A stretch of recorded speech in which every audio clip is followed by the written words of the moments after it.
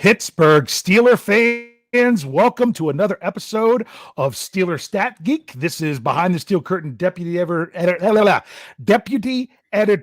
You mess that up every week. I mess it up every week. Yeah, I try to get ahead of myself. Coming at you once again with his big brother, Rich. Rich, how's it going? Here we go, Steelers. I was going to say, another year older since the last time you were on here with us. That is correct. So I am now in my, I'm now in my 46th year as a Steeler fan.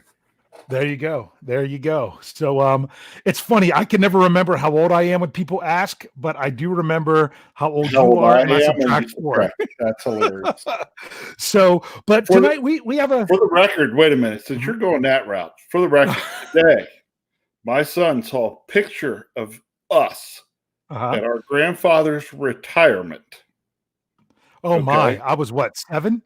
Not even, if that. Yeah. The hilarious thing was he pointed at you, at your head in particular, and said, "Oh, look, there was a lot more hair." Yeah. Well, that's why I wear a hat for every episode. So you don't have to do that. You have the full head of hair. I unfortunately got the intelligence instead. So whatever. So now that we've joked around enough, we don't want to leave them hanging. We have someone that's joining us tonight. We've been doing every few weeks. We've been doing I don't know if you could call it a series or just a special thing where we have been bringing on different writers from behind the steel curtain to come in and kind of highlight what they're doing and things that they've talked about and just get their opinions on various things. We've had Cliff Harris is still a punk, which is Kevin Smith, and he actually came back on a second time because he had some inside information about new Steelers tight end Eric Ebron. We've had Flip Fisher. So tonight we have another author from the website coming on. We have one, Geoffrey Benedict. Let's see if we can get him in here. Bring him up. Geoffrey. Hello. All right. Well, we'll get out of him while you step away, Rich. Do we have you, Geoffrey? Yep. All right. It's great. Right. Yeah, we have you. You're great. We can hear you good. I hope everyone on YouTube can hear you. So how long have you been writing for Behind the Steel Curtain? Since August. So not that long. Really? So I've actually been around longer than you. I started the September before that. So that's just interesting to know. I've been on the site, active on the site as a member since like 2009. Yeah, that's you predate even Jeff Hartman, don't you? Yes. Yep. Yes, but now here you are. You're one of our staff writers, and you want to tell us about your Steeler fandom? Anything about yourself you want to say or want to share? I became a Steeler fan after Dan Snyder bought the Washington Redskins. I grew up in Ohio, and I wasn't allowed to watch football as a child growing up, and I became a Washington Redskins fan through a video game, and that was my original starting fandom. And then I became a huge fan of Rod Woodson. Because I like Darryl Green, I like defensive backs. I was a small, fast kid. And I loved Rod Woodson. And then when the Washington Redskins went down the toilet, I started cheering for the Steelers. Wow. So that's it. I'm trying to think about what year did Snyder buy the Redskins? Oh, hold on. Give me a second. Give me just a second. Yeah, I'm not tell you. So let's see. 95. I'm trying to remember. See, because 99. 99. Okay, 99, right. Because 2000 was their last training camp at Frostburg. That's what I was going to say. I was there for the first one. Yeah, you guys are in Redskins territory, aren't you? Yeah, well, we both attended No. Frostburg State University, which is where the Redskins did their training camp up until Daniel Snyder bought the team and broke the contract. They did one more after. They did one more after he bought the team. Yeah, but it wasn't the same. But not that we were Redskins fans, but I'll be honest with you, people that lived around there, the Redskins kind of drove them crazy because they came into town and they thought they could, drive, not necessarily the players, just the people associated with them. They thought if they just said, well, I'm with the Redskins, everyone in the whole town would kind of just bow down to them and let them do whatever they want, But it was interesting. I it's not that we liked or didn't like. I actually had season tickets to the Redskins Oh, when was that? That was it was a couple years before. Yeah, because it was before I think it was for 3 seasons leading up to when they did the lockouts. And the only reason I did it was because a friend of mine from college needed someone else to go in with them, and they played the Steelers that year. And I wanted to guarantee tickets to that game. So I said yes. And then I just kind of kept on with it a little bit. And, I would go and watch just other players. Like I got to see Peyton Manning play. I got to see Brett Favre play and things like that. But I tell you, going to a game there, the traffic and everything, even living in Maryland, it is shorter to go to Pittsburgh and come back just because of the traffic than would it be to go to DC. But he's definitely shorter for me to get. Well, for you, I live an hour and a half further east than you do. So, but yeah, he's kind of run that team into the ground a little bit. So, but so you adopted the Steelers because you're a Rod Woodson fan, and then continued to grow. Yeah, and I was living on the border of Ohio and Pennsylvania, so I was right in the middle of Browns and Steelers rivalry territory. Yes. So I picked the Steelers. You definitely picked the right side of that thing. Well, I don't know if it was even much of a debate. So I actually went to college at Malone University in Canton, Ohio, and Fawcett Stadium, where they play the Hall of Fame game, is where my college football team played. Oh wow! Yep, and they just ended their football program. Oh really? It was a great story. There was a kid in the combine who played at Malone College, and it was the first time the college had ever represented at the combine. And while he was preparing for that, they announced that the program was shut down. Wow. So it was a big deal, and he ended up getting drafted. He ended up playing. Yeah. Oh, there you go. Yeah. I didn't realize that a college team even played on that stadium. I didn't even know that it was used for anything other than the one Hall of Fame game every year, because they also use it for high school games, like McKinley Massillon. Huge. Gotcha. Like their teams are always top, 100 in the nation. They've had some national championships for high school football there, so they play there. So even though they had other teams playing there and everything, and they had the entire summer to get it ready, they still couldn't manage to fix the turf enough to save Sean Sweezum's career the last time the Steelers played there.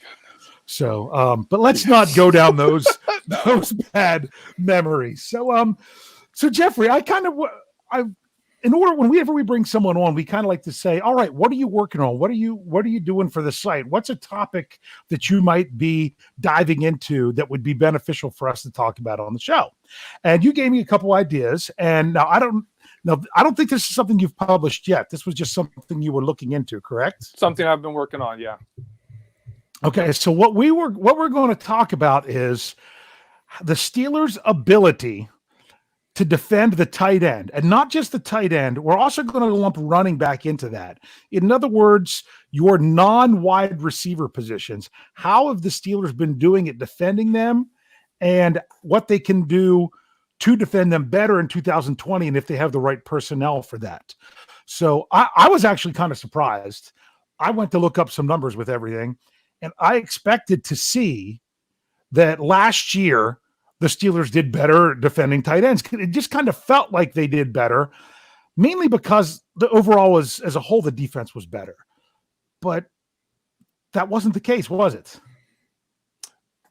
Yeah, they gave up a lot of stats to tight ends. Quite a lot. Yeah. Like, for example, I think I have that they gave up 8 touchdowns to tight ends last season. Yes. Which is the most since 2015. Now, we kind of mentioned this before. 2 of those were kind of garbage time touchdowns.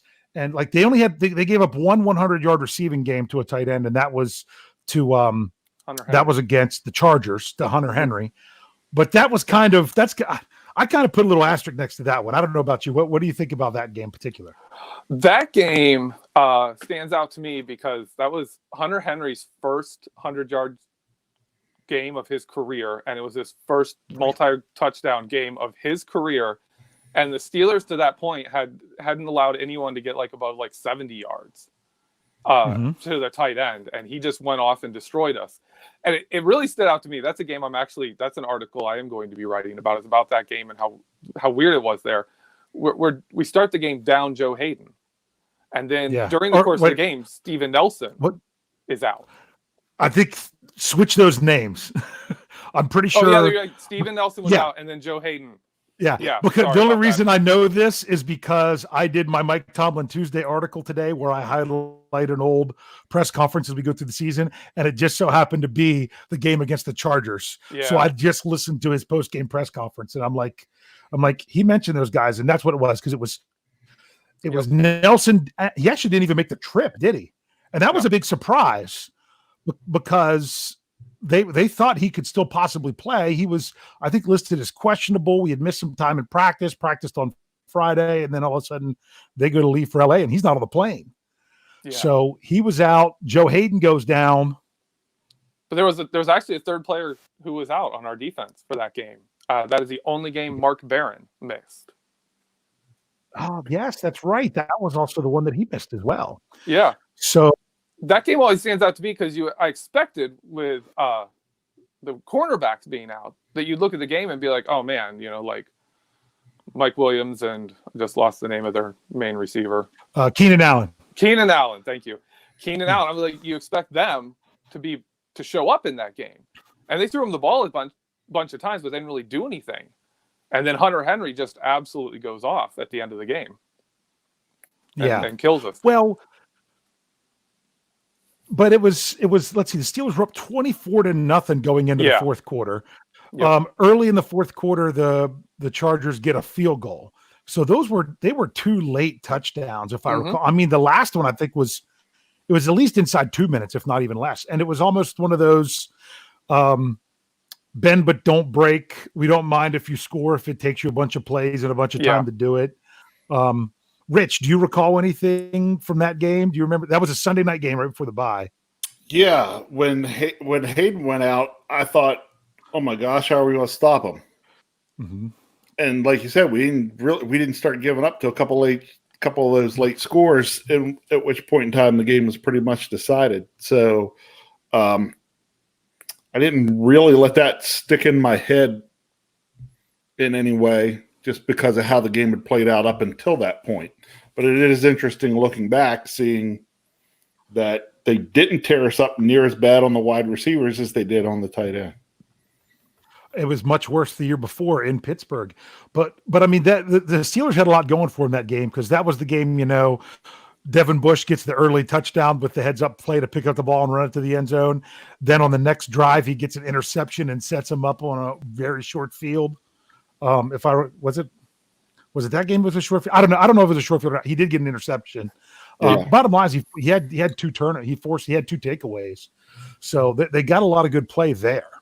Yeah. So, but I kind of chalked that one up to, because the Steelers had a lead and were trying to protect it, and they had so much injuries on the defense, that kind of that one. But anything else from the tight, from giving up in the passing games, surrendering stuff to tight ends and running backs from last year you want to highlight before we talk about what we need to do to fix it? Well, interestingly, we gave up a ton of touchdowns to tight ends, and a lot of those were goal line miscues. But if you look at the yardage, like if you go like with Football Outsiders DVOA stat, they were third in the NFL in defending tight ends, by what they had done to other teams. The year before, in 2018, Steelers were 31st in DVOA against tight ends. And the year before that, 2017, they were number 1. And then they were the best NFL team defending against tight ends.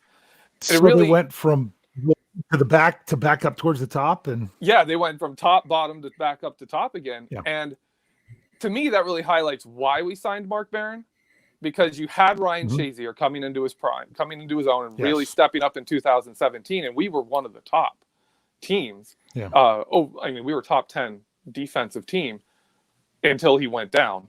And then the year after that, we're at Bostic and Vince Williams, and we couldn't stop any tight ends. They were just going right behind the linebackers and killing us. And this year we brought in Barron, and then when Minkah Fitzpatrick came on board, when you add that combination of when we had Mark Barron and Minkah Fitzpatrick, tight ends really couldn't do anything against us. Teams couldn't get their tight ends going. Exactly. Now, before we go on too far, you talked about the DVOA.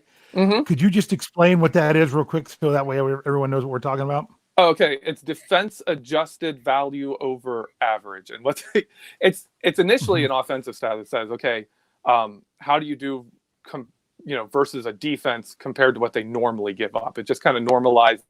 Oh, your running back had a big game, but Miami lets everyone run all over them, so it doesn't really matter. It's not like that big of a deal. But if you have a big game against a team that's really stout against the run, then that's a big deal. And when you flip it, it's basically the opposite. So defending tight ends would be, what do tight ends do against most teams, and then what did we allow?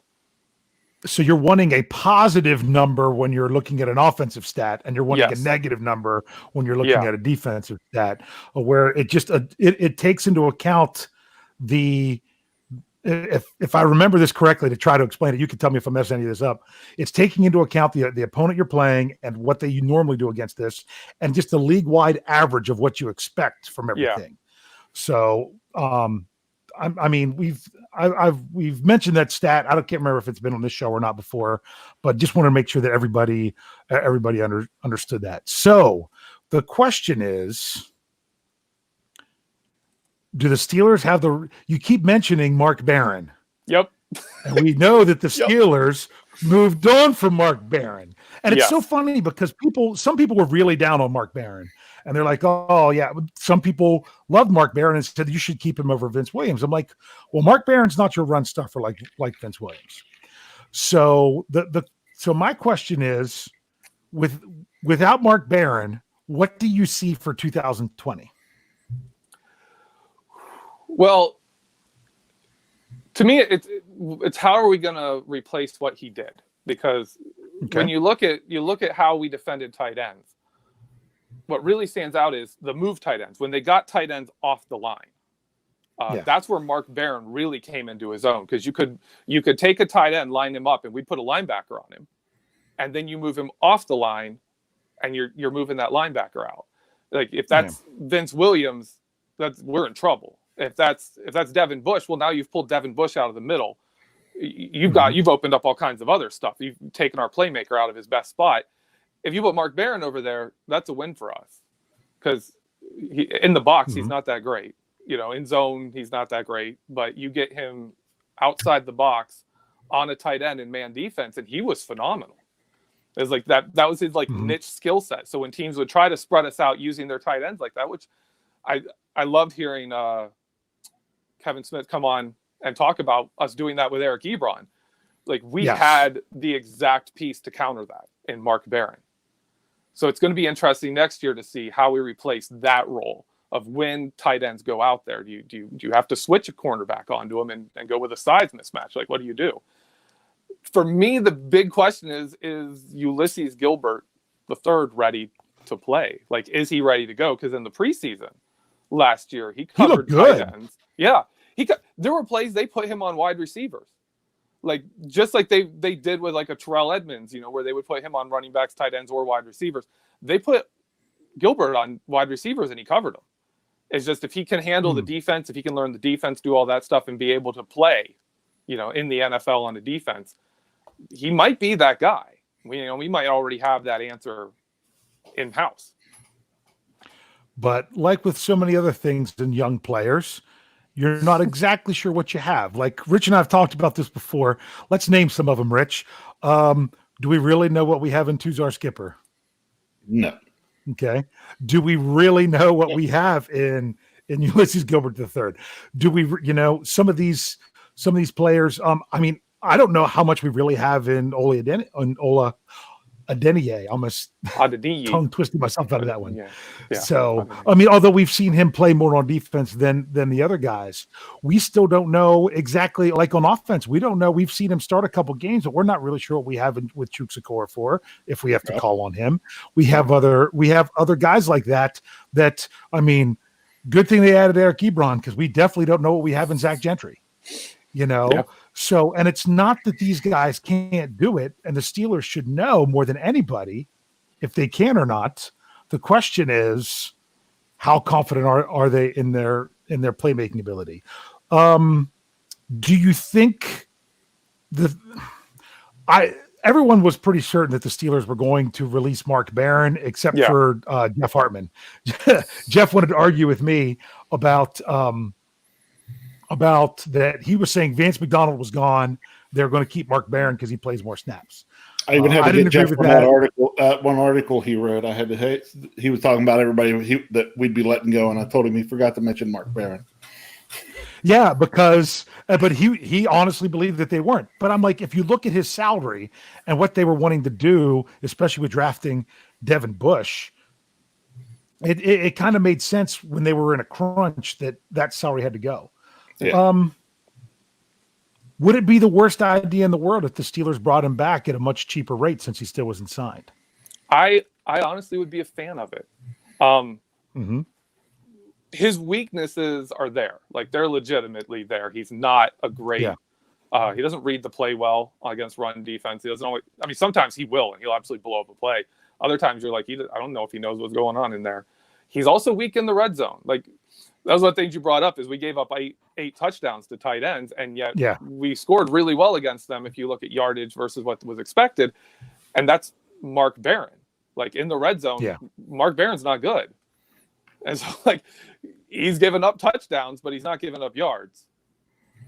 It would be good to bring him back in that kind of a role if we can't replace that role, because otherwise you're looking at Terrell Edmunds.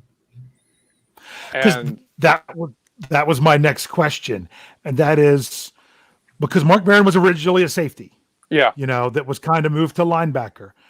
Do you see somebody that's very similar in size and what they bring to the table, someone like athleticism of a Terrell Edmunds being more of that dime linebacker in those plays, and the Steelers really need to have another safety in order to fill in there and have him fill that role? Do you see that's something that is a possibility? I don't like it for only one reason. If he's like, if you mean dime linebacker, like actually your dime linebacker, no. Which could be more, which is all sometimes just considered an extra safety, but they play more in the box. Yeah. He is not good taking on blockers.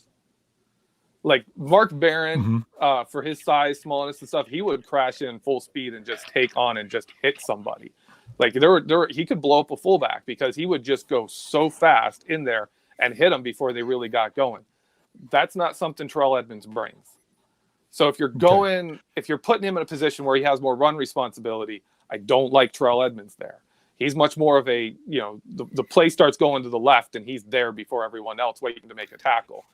But if it comes to taking on a blocker, if they can put a body on him, he's toast. Well, when you go dime in general, it's generally because the offense is set up in a formation that is conducive to passing the ball. Yeah. So I don't know if that would be. Teams still run a lot out of the Steelers? Because that's what you want to do. You want to get that personnel mismatch. That's kind of like I liked a couple years ago when the Steelers would bring in multiple tight ends, a fullback and a running back, and the next thing you know, they have nobody in the backfield next to Ben, and they're throwing the ball. Yeah, against a jumbo defense. I mean, there was one play in particular I talk about all the time against the Bengals, and it was actually a pass to a 20-some yard pass to a wide open Xavier Grimble because they just completely outflanked them with what they had on the field defensively and what they had out there receivers wise. So I'm kind of a fan of that. Dude, what are your thoughts about looking at tight end responsibilities, then not if it's going to be a linebacker like Mark Barron, actually using your safety positions more as something? What other options are there?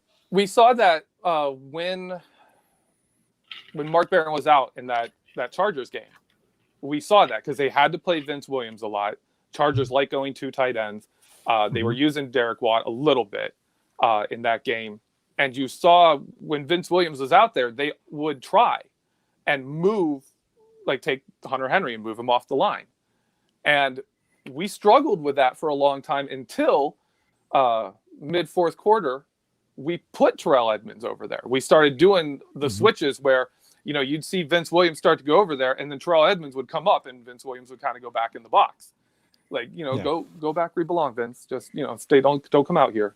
And that would work, except then they were attacking our depth at cornerback because we also didn't have a safety. It was like, where's Minka? Oh, throw to the other one. That could be an answer. You just described the second half of the Steelers season last year. Yeah. That's what we were doing. But in that game, like they had Cameron Kelly trying it because he was a safety. It's not super fast, so put him on a tight end. He couldn't cover Hunter Henry. Mike Hilton couldn't cover Hunter Henry. Devon Bush couldn't cover Hunter Henry. Vince Williams tried it. They were all getting burned, and by the end, you're seeing Terrell Edmonds over there, and that's when they gave up that long pass right down the middle of the field to like their nobody wide receiver that set them up in that on that drive. They were doing that pretty well. If you have a Joe Hayden and a Steven Nelson, and you had another safety, that would be a good option. Because Terrell Edmonds, if you take his weaknesses, I have 3 weaknesses for him. One is he's not good at taking on blocks. The second one is he doesn't read the ball when he's looking at it. Well, like he doesn't get it. He's not like the center fielder. If he was your center fielder, you'd have a lot of we've talked about with that Arizona. Yeah. He just that Arizona touchdown he gave up that everyone thought was going to be a pick.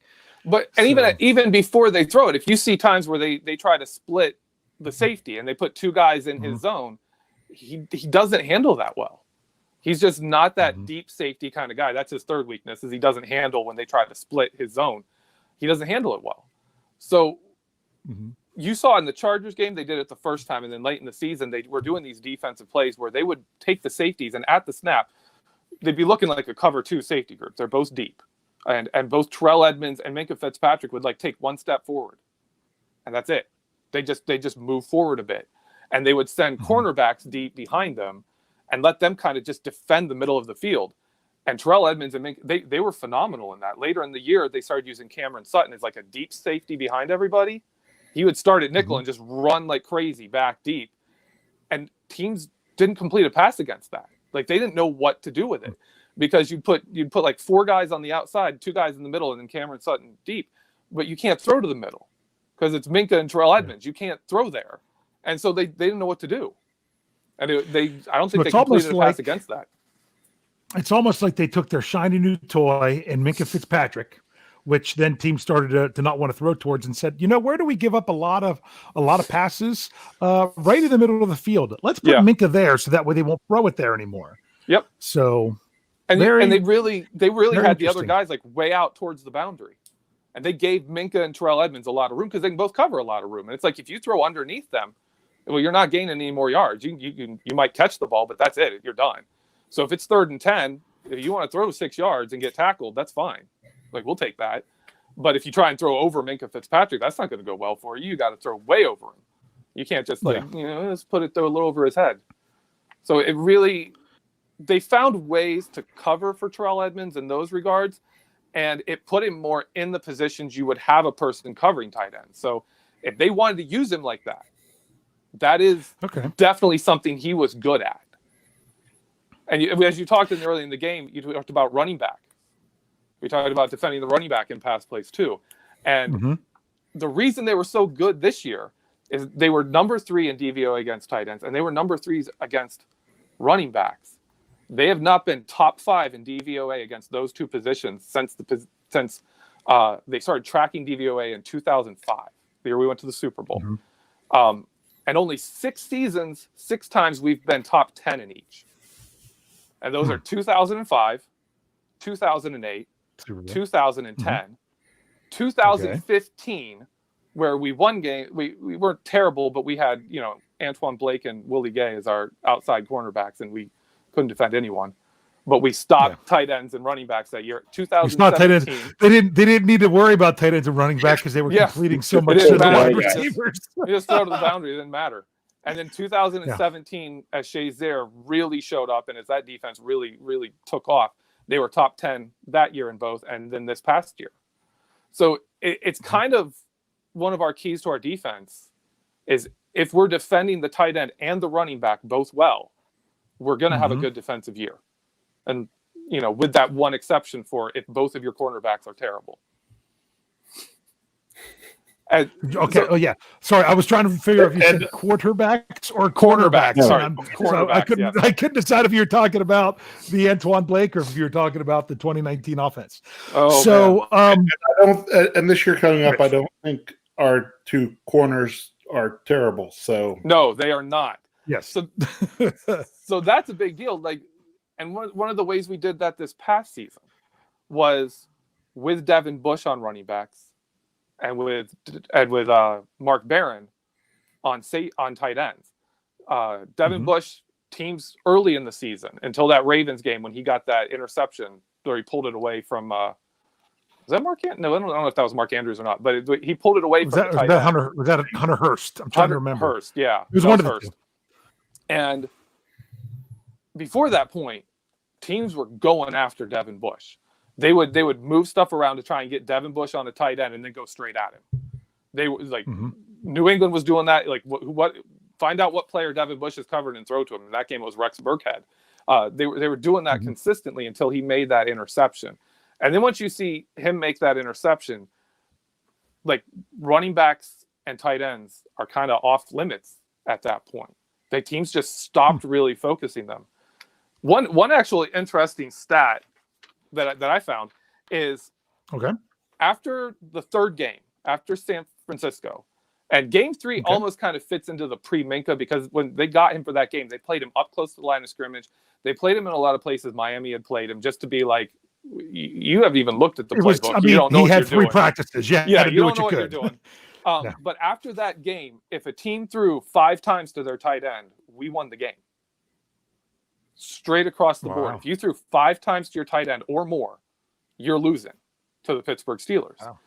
And that's just, to me, that shows how well we were actually defending it. And if you look at the yards in the games where they threw a bunch to tight ends, they didn't get more yards than when they only threw a couple of times.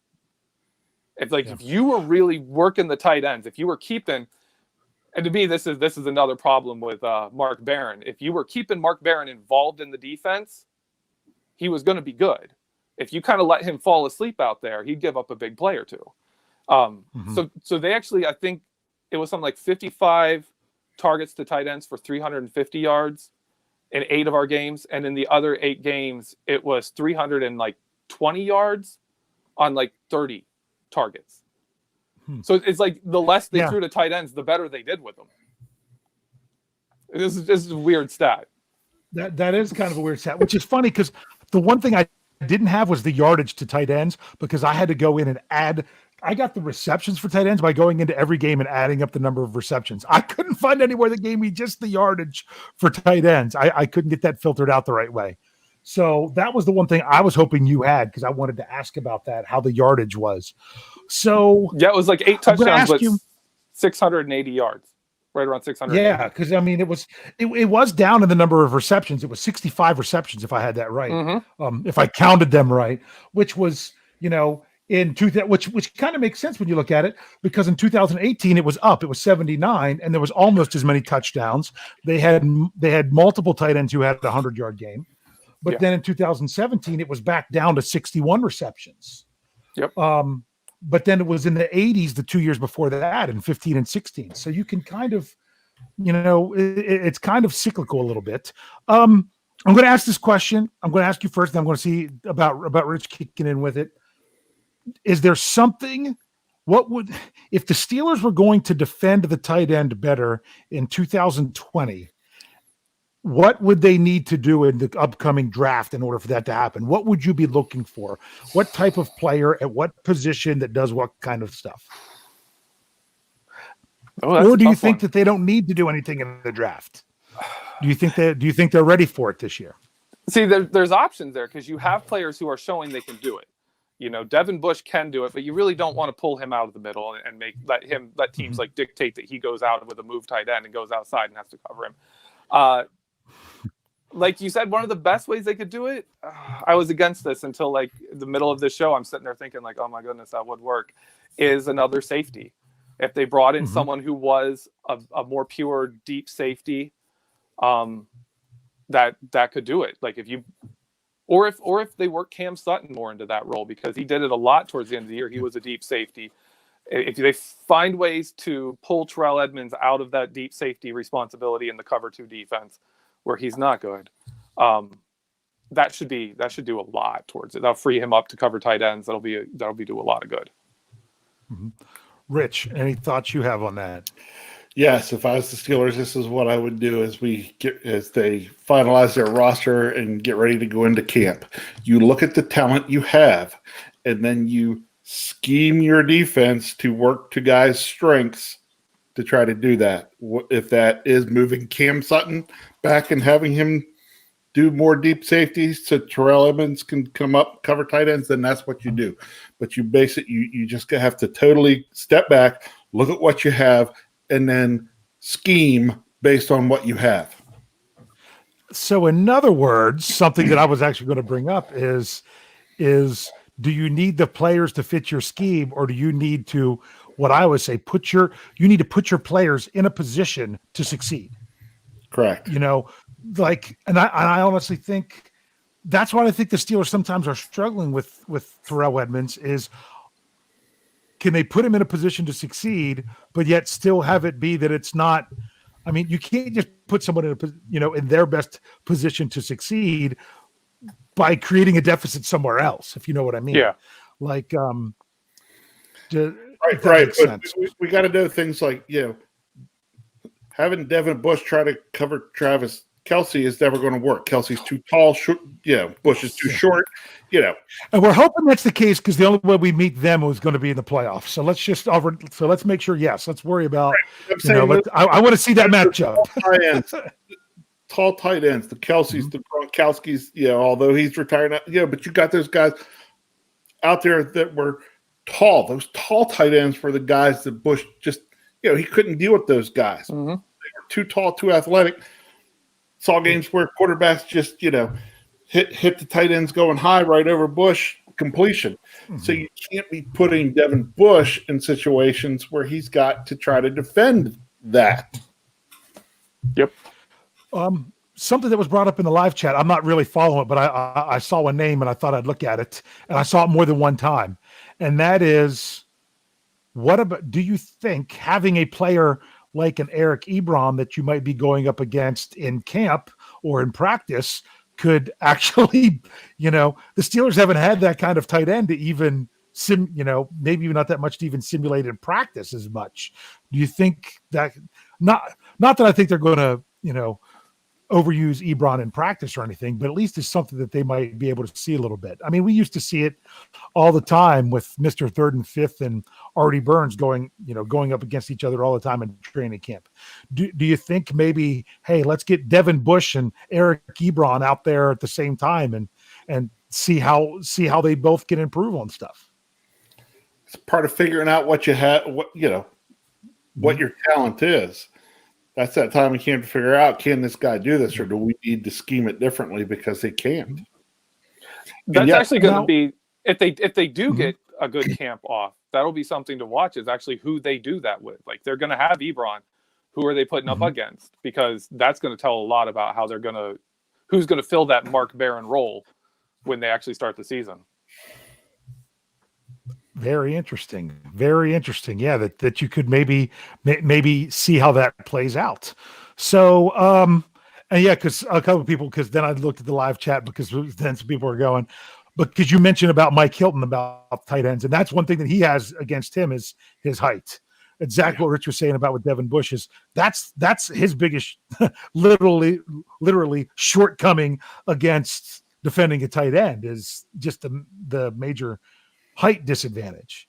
And it seems to me like that's kind of almost what the Steelers were up against in all those games where Gronkowski went crazy against him, with the Patriots, which was really nice when I was at that game at Heinz Field back in why can't I remember the year, back in 2018 and week 15, where I think he had, was it either 1 or 2 catches? And that's what really seemed to be a big difference in that game. But that was a whole different thing with how they were scheming that, because they didn't have the same players. So don't even want to go there. So are we okay? I mean, are we relying on Ulysses Gilbert? If he's not up to the task, then we're in trouble? Or is it that the Steelers have multiple options going forward? I'd say they have multiple options. I think we've nailed the two big ones. We'd love to see Ulysses Gilbert be that guy who takes the reins and can become, the nickelbacker or someone with Devon Bush who can go back there and say and be able to move outside, cover tight ends in line or outside. Without that, you're going to have to see, like, if we go with what we have right now, you're going to see Vince Williams over tight ends because they love Devon Bush on running backs. He's phenomenal on running backs, and Vince can't cover running backs either.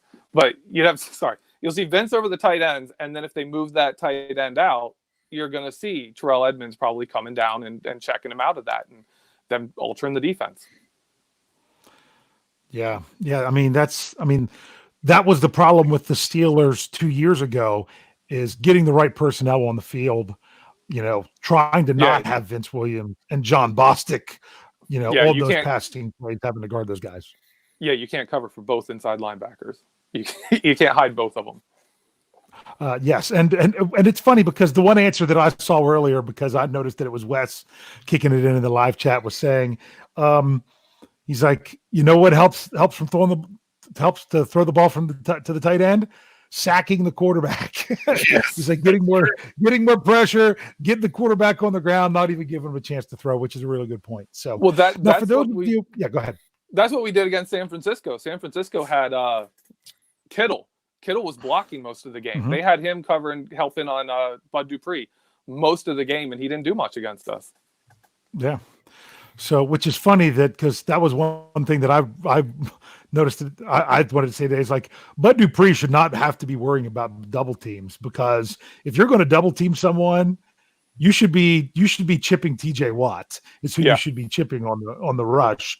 And if you're going to have to double team someone up front, he's right next to Cam Hayward, and Cam Hayward should just come in and double team all the time.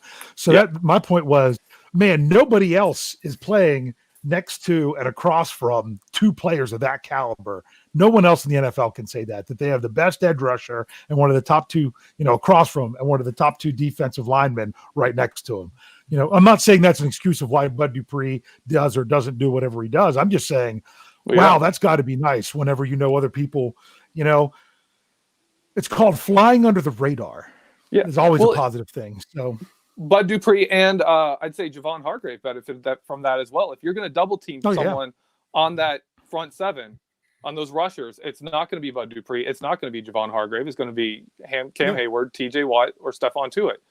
You're not you're not worrying about Hargrave and Bud Dupree. Alualu, I think that's part of the reason he ranks so high as well, because he was just having to, a lot of times that he was in the game, deal with a one-on-one block. And it's definitely, I mean, when you got a guy that can defeat double team blocks, that's when you have a real special player. Most guys are like, hey, just win a one-on-one matchup and you're great. So, well, we're running towards the end of our time on this show, because for those of you here live on YouTube, we are doing both shows tonight. We're going to do the Q&A, and it's funny because I actually saw some discussion going on about what the topic's going to be. Now, Geoffrey, are you, I understand you got things going on. Are you going to be able to join us for the next show, or it's okay if you can't? Here. All right. Good, because we have a good topic that we want to talk about. We've kind of addressed it a little bit. Rich, anything else you want to say here before we close this one up? Or are you ready to get on to the next one? Oh, whenever you're ready, we'll just keep it rolling. All right. So for those of you that are watching live here on YouTube, especially if you're watching on your phone, hit that little X on the live chat and hit the thumbs up button. It takes about a half a second to do it right now. It really helps out the show with the overall YouTube algorithms and all that other stuff to get that positive rating. For those of you that are listening in podcast form, this one will be out on Wednesday morning. When we say we'll be back in a few minutes, you're going to have to wait till the afternoon for that one. That'll be out around 1:00 on Wednesday afternoon. But Geoffrey, thank you so much for joining us here. It's great that you're going to be able to stay with us. Make sure you guys are looking for us here on YouTube. Give us about 5 minutes to get us all back in and set up. And as Lance Williams always says, tune in, tell a friend, and subscribe. Thanks for geeking out with us.